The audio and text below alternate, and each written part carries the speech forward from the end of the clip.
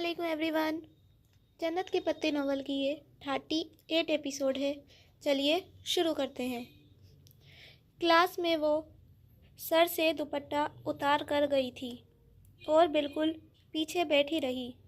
बाहर निकलते ही उसने दुपट्टा फिर ठीक से सर पे ले लिया। कॉमन रूम में वापस आई तो मुतस्सिम मिल गया। हया की हाल है? हसीन और मुतस्सिम उसके लिए खड़े हो गए थे। डीजे की सिखाई गई उर्दू वो उदास मुस्कुराहट के साथ उनके पास आई। मैं ठीक ठाक हूँ और आपकी खैरियत ठीक चाहती हूँ। मुझे तुम्हें कुछ दिखाना था। आखिरी फिक्रा उसने अंग्रेज़ी में अदा किया। Puzzle box? वो खुला नहीं, मगर उस पे लिखी पहेली मिल गई है। ठहरो, मैं ले आऊं। वो उल्टे कदमों वापस पलट गई। कमरे में आकर उसने बैग खोला। कपड़े, जूते, स्वेटर्स, पर्स, हर चीज़ उलट पुलट की, मगर पज़ल बॉक्स वहाँ नहीं था। किधर गया? यहीं तो था। आखिरी दफ़ा कहाँ रखा था उसने? वो सोचने लगी।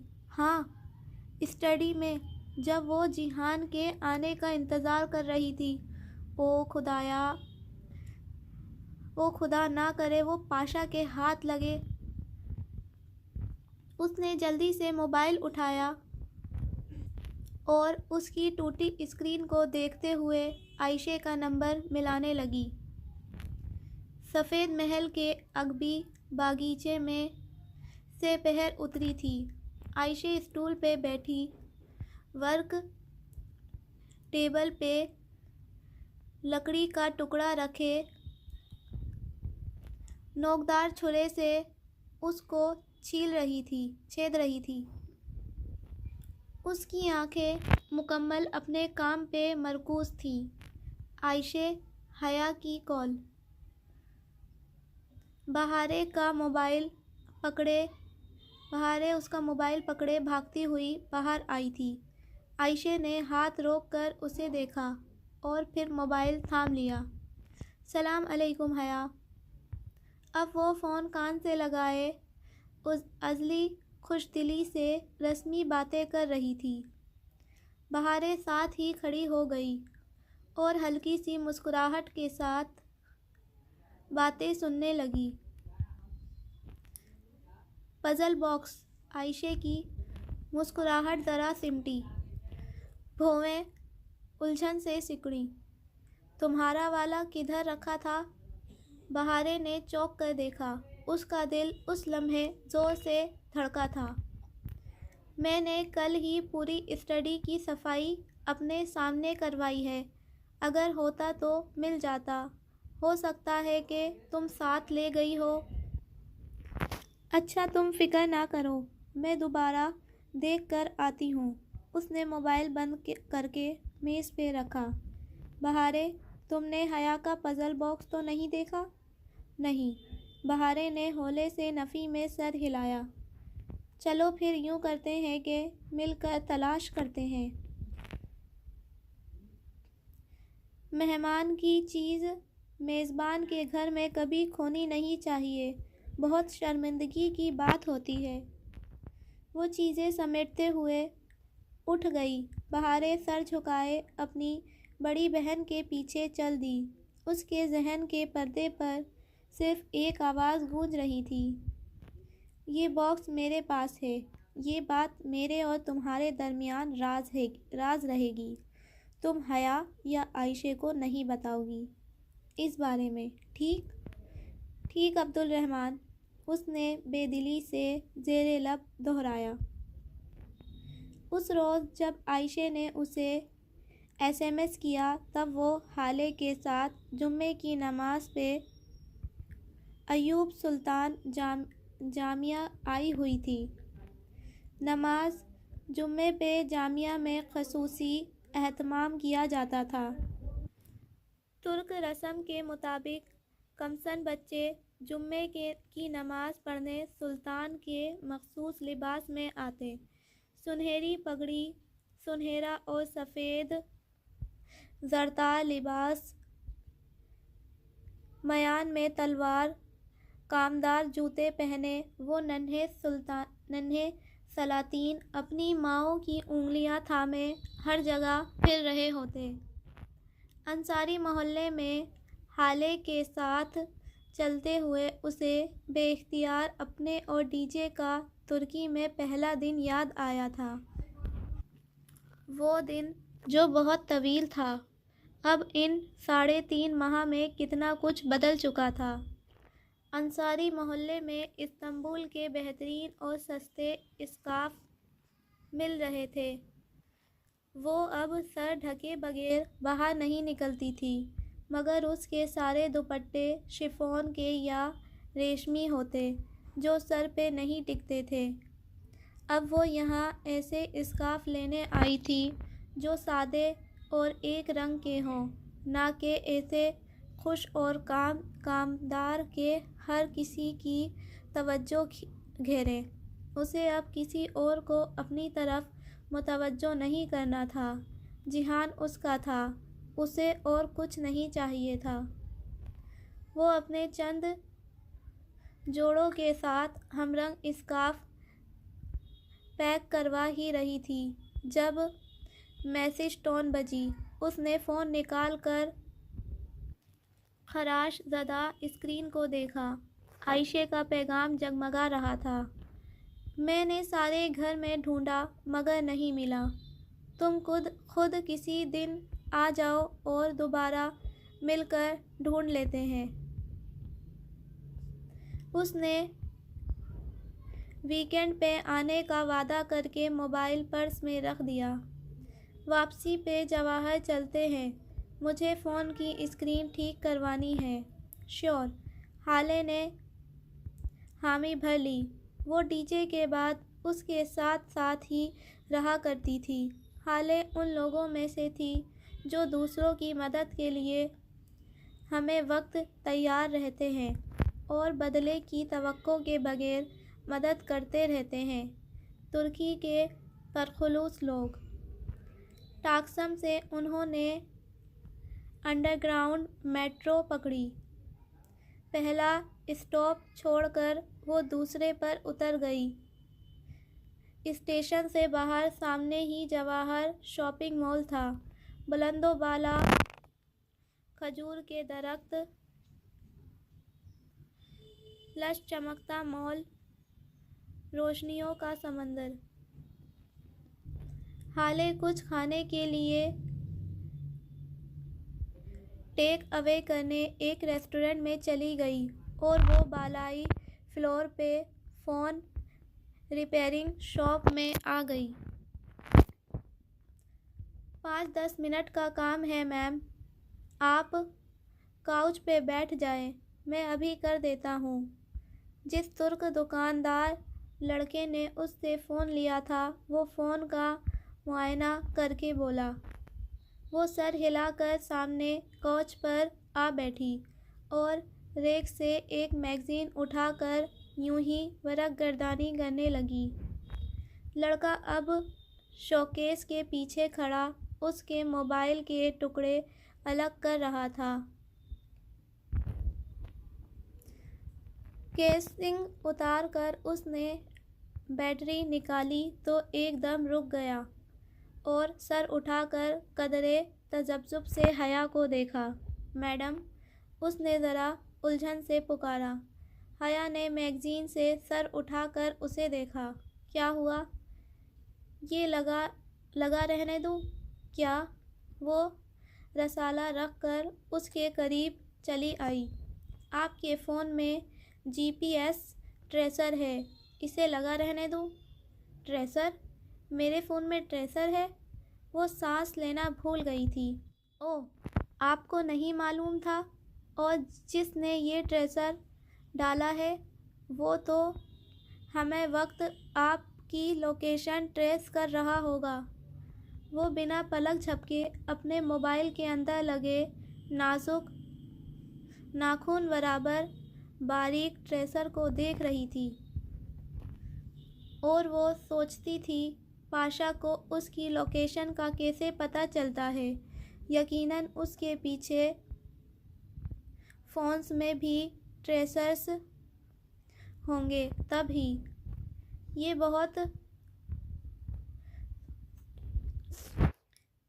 بہت ہی سوفسٹیکیٹڈ ہے میم۔ وہ جب چاہے اس سے فون کا موبائل آن کر کے آپ کی گفتگو بھی سن سکتا ہے۔ اب اس کا کیا کروں؟ وہ چند لمحے اسے دیکھے گئی۔ اس کا ذہن تیزی سے کام کر رہا تھا۔ اسے لگا رہنے دو۔ ریئلی؟ لڑکا حیران ہوا تھا۔ ایک ٹریسر نکالوں گی تو وہ 10 اور ڈال دے گا، اس لیے بہتر ہے میں اس کو اسی ٹریسر سے دھوکہ دیتی رہوں۔ میں ہر جگہ اسے ساتھ نہیں لے کر جاؤں گی، خصوصاً اس جگہ نہیں جہاں میں نہیں چاہتی کہ اس کو پتہ چلے۔ اوہ ویری اسمارٹ، لڑکا مسکرا دیا۔ میں آپ کو کسی چھوٹی سی ڈبی میں یہ ڈال دیتا ہوں تاکہ آپ کو اسے بار بار فون میں علیحدہ نہ کرنا پڑے۔ وہ اب احتیاط سے وہ ننھا سا ٹریسر نکال رہا تھا۔ حیا ابھی تک بنا پلک جھپکے اسے دیکھ رہی تھی۔ عبدالرحمن پاشا، وہ کیا کرے اس آدمی کا؟ وہ اپنا اتنا وقت اور توانائی اس پہ کیوں صرف کرتا تھا؟ کیا یہ اندھی محبت تھی؟ شاید کچھ اور۔ اندھیرے کمرے میں مدھم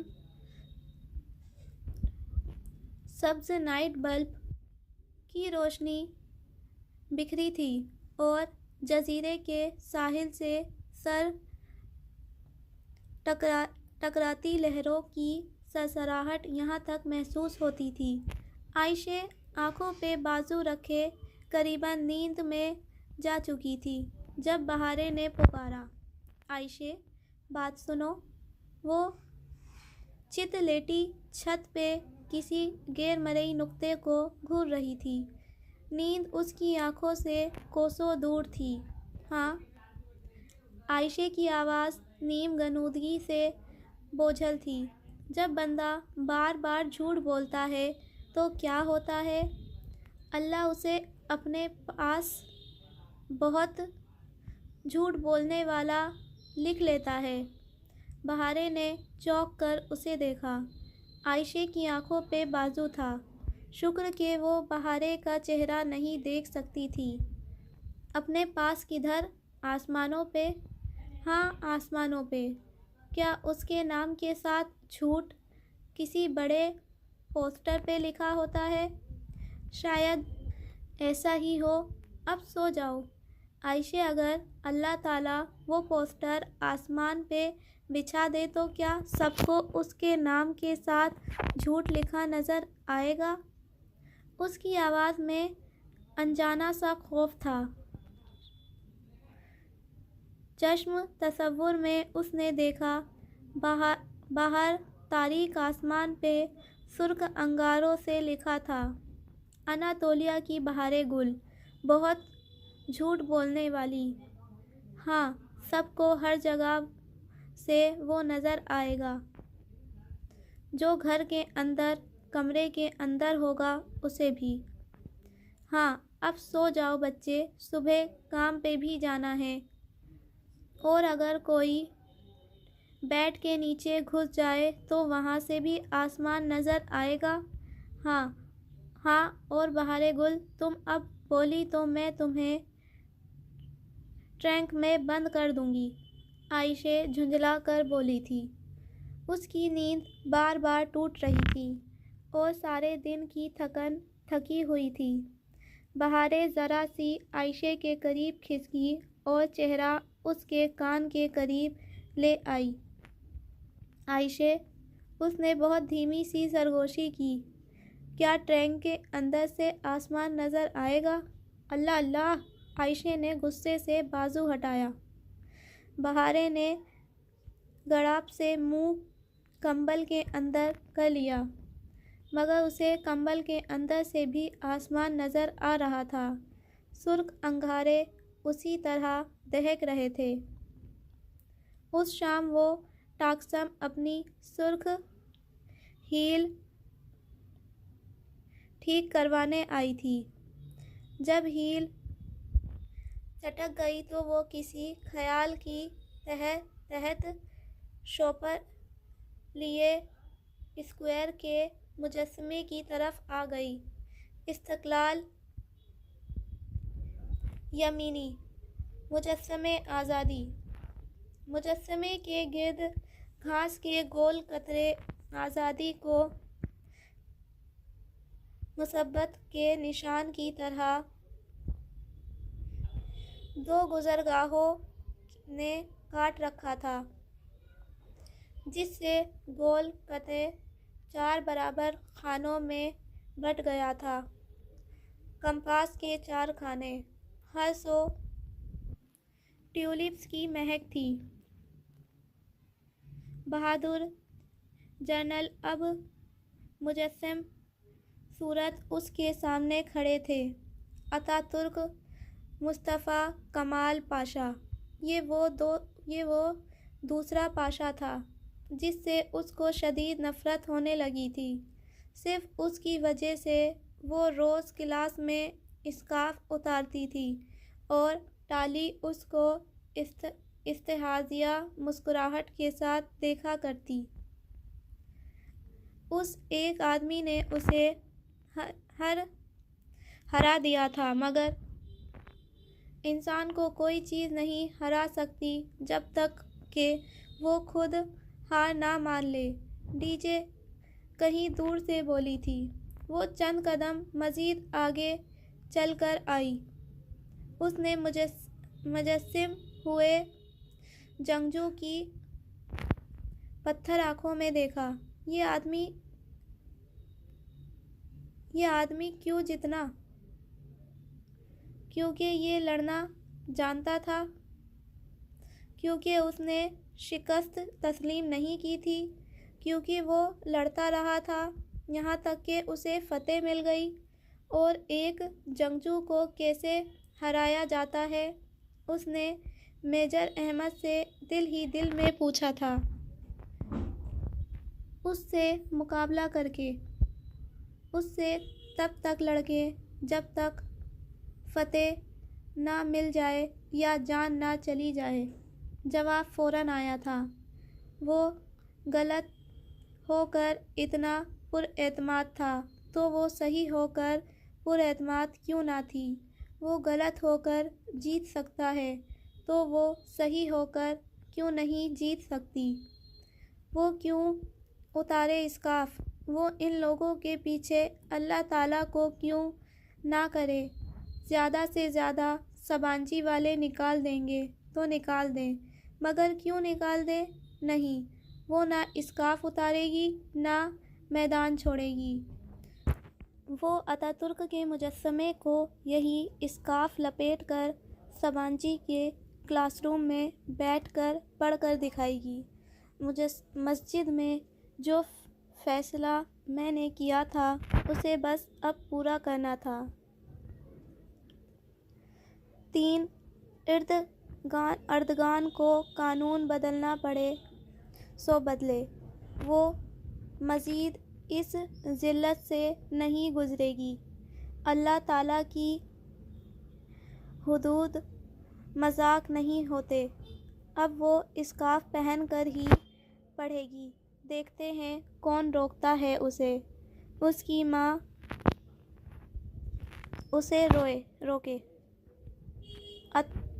اتاترک کے مجسمے کو دیکھتے ہوئے اس نے عہد کیا تھا کہ وہ اسے زندگی بھر اپنے اسکارف پہ سمجھوتا نہیں کرتا۔ وہ نقاب نہیں کر سکتی، وہ برقع نہیں اوڑھ سکتی، مگر اسکارف اوڑھنا یہ ایک کام ہے جو وہ کر سکتی ہے۔ تو پھر اسے روکنے کا حق کسی کو نہیں ہے۔ کوئی راستہ تو ہوگا۔ راستہ ضرور ہوتا ہے، میجر احمد نے کہا تھا۔ راستے ڈھونڈے جاتے ہیں، اسے بھی راستہ ڈھونڈنا تھا۔ آئینے میں اسے اپنے عکس کو دیکھتے ہوئے اس نے اسکارف کو تھوڑی تک پن سے جوڑا، پھر سامنے کے 2 تکونے پلوؤں میں سے ایک کو مخالف سمت چہرے کے گرد لپیٹ کر سر کی پشت پہ پن سے لگا لیا۔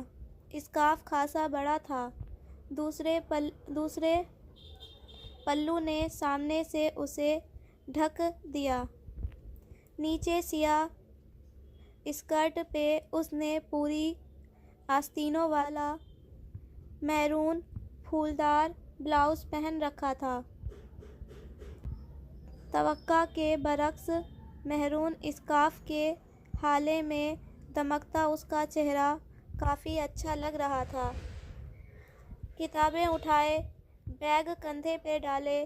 جب وہ سمانجی کی مرکزی عمارت کی سیڑھیاں چڑھ رہی تھی تو سامنے ہی ٹالی چند یورپین اسٹوڈنٹس کے ساتھ آتی دکھائی دے رہی تھی۔ وہ گزرتے آج کل حیا کے اسکارف پہ کوئی تبصرہ کر دیا کرتی تھی۔ اب بھی حیا کو آتا دیکھ کر اس کے لبوں پہ استہزائیہ مسکراہٹ ابھری۔ حیا! اس نے زور سے آواز دی۔ حیا اسے نظر انداز کر کے تیز سیڑھیاں چڑھنے لگی۔ آج اس کی پہلی کلاس ٹالی کے ہی ساتھ تھی۔ حیا! What color is your hair today? Blue? حیا بن کچھ کہے اندر کی جانب بڑھ گئی۔ پیچھے سے آتے کہکے کو اس نے نظر انداز کر دیا تھا۔ آج کل جہاں ان لڑکیوں سے سامنا ہوتا وہ اسے تمسخر سے عرب لڑکی کہہ کر پکارا کرتی تھی، بدتمیز نہ ہو تو۔ آج وہ بنا اسکارف اتارے کلاس میں چلی آئی اور دوسری قطار میں بہت اعتماد سے بیٹھ گئی۔ چند ہی لمحوں بعد ٹالی اس کے ساتھ آ بیٹھی۔ تم نے آج اسکارف نہیں اتارا؟ کیا ابھی سب کے سامنے اتارو گی؟ جواباً اس نے بہت اعتماد سے مسکرا کر ٹالی کو دیکھا۔ دیکھتے ہیں، جتانے والے انداز میں کہہ کر وہ کتابیں جوڑنے لگی۔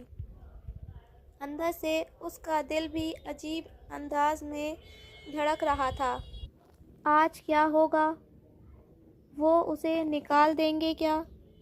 پروفیسر بابر صاحب نے ابھی لیکچر شروع بھی نہیں کیا تھا کہ ان کی نگاہ حیا پر پڑ گئی۔ مس، میرا نہیں خیال کہ آپ کو کلاس روم میں اسکارف کرنے کی اجازت ہے۔ وہ براہ راست اسے مخاطب کر کے بولے۔ بہت سے طلباء و طالبات گردنیں موڑ کر اسے دیکھنے لگے۔ جو ساری بڑی بڑی کتابیں، احادیث، آیات، اقوال اس نے اس موقع کے یاد کر رکھے تھے وہ سب اسے بھول گئے۔ اسے سمجھ میں ہی نہیں آیا کہ کیا کہے۔ وہ بالکل خالی نظروں سے پروفیسر کا چہرہ دیکھنے لگی۔ ٹالی بھی مسکراہٹ دبائے اسے دیکھ رہی تھی۔ مس، آپ ہیڈ کورنگ ریموو کریں، انہوں نے دہرایا۔ جو اللہ سے ڈرتا ہے اللہ اس کے لیے راستہ نکال دیتا ہے، عائشہ نے ایک دفعہ کہا تھا، مگر اسے سارے راستے بند نظر آ رہے تھے۔ سب اسے ہی دیکھ رہے تھے۔ اس نے کچھ کہنے کے لیے لب کھولے، تب ہی پیچھے سے کوئی ترک لڑکی اٹھی۔ سر، ایکسچینج اسٹوڈنٹس ہیں، مہمان، اور یہ رول مہمانوں پر اپلائی نہیں ہوتا۔ اس نے جلدی سے اپنے پروفیسر کو کچھ یاد دلایا تھا۔ اوہ سوری، آپ مہمان ہیں، پلیز تشریف رکھیں۔ پروفیسر بہت شائستگی سے معذرت کر کے لیکچر شروع کرنے لگے۔ ٹالی کے لبوں سے مسکراہٹ غائب ہوئی۔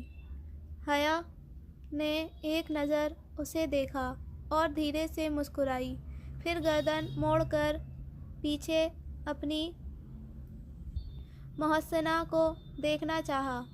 لیکچر شروع ہو چکا تھا، تمام سر جھکنے لگے تھے۔ وہ اس لڑکی کو دیکھ نہ پائی، سو چہرہ موڑ لیا۔ اس کے دل و دماغ سن ہو چکے تھے۔ کسی خواب کی سی کیفیت میں اس نے لکھنا شروع کیا۔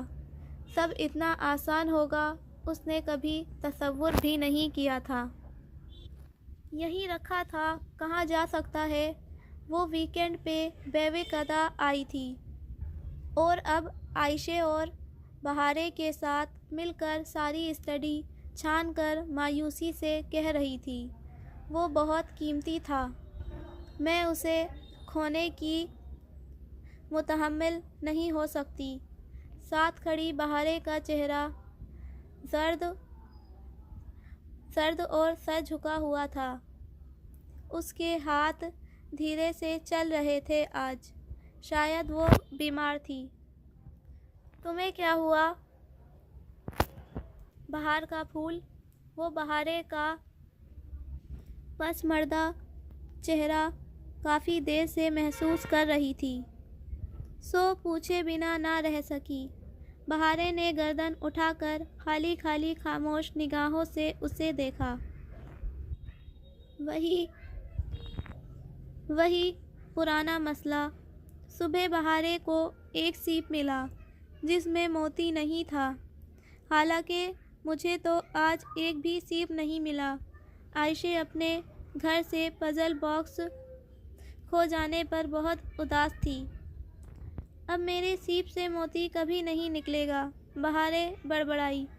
وہ دونوں محسوس کیے بنا اسٹڈی ٹیبل کے دراز کھول کھول کر دیکھ رہی تھی۔ وہ باکس عبدالرحمن کے ہاتھ نہ لگ جائے، مجھے اسی بات کا ڈر ہے۔ وہ باکس اس کو نہیں ملنا چاہیے عائشہ۔ بہارے کی جھکی گردن مزید جھک گئی۔ ملازمہ کبھی چوری نہیں کرتی، اس نے بھی باکس نہیں دیکھا۔ کہاں ڈھونڈیں؟ حیا تھکے تھکے سے انداز میں کرسی پر گر سی گئی۔ اس کا دل بہت برا ہو رہا تھا۔ آئی ایم سوری حیا، عائشہ نے آزردگی سے کہا۔ اسی پل کمرے میں دبی دبی سسکیاں گونجنے لگیں۔ حیا نے سوچ کر بہارے کو دیکھا، چونک کر بہارے کو دیکھا۔ وہ سر جھکائے ہولے ہولے رو رہی تھی۔ بہارے، کیا ہوا؟ وہ دونوں بھاگ کر اس کے پاس آئیں۔ بہارے نے بھیگا چہرہ اٹھایا۔ وہ باکس عبدالرحمن کے پاس ہے، اس نے مجھے تمہیں بتانے سے منع کیا تھا۔ کیا؟ وہ سانس لینا بھول گئی۔